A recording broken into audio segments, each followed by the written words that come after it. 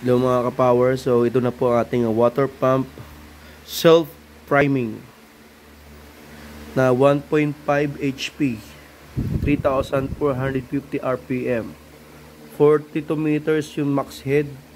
Yung suction head ay lalim yan ng tubo, hanggang 9 meters lang. Pag lumampas ka na doon, deep well na yung bibilin mo. Ang tawag dito ay shallow type. Ibig sabihin, pag shallow type, hindi siya pang deep well.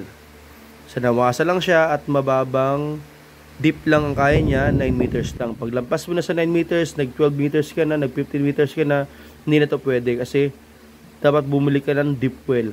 Ito kasi shallow type lang siya. So, the best to kapag naghigop ka ng tubig sa pool, sa mga balon, at pang supply ng tubig sa bahay. Ang palakas ng tubig sa taas ng mga second floor, third floor, fourth floor, fifth floor hanggang mabot ng 42 meters at pag-imbak ng tubig sa drum. Yun ang purpose nito. Water pump. Tapos ngayon, pag may tatanong kung para sa yung tatlong wire, so itong tatlong wire na to, ang dalawa lang gagana dyan. Itong blue at itong brown. Itong yellow ay ground po niya. So wala mang kinalaman to sa kuryente. Ito lang tong dalawa lang. So testing natin ano yung tunog niya sa mga nagre-request na pandarin ko.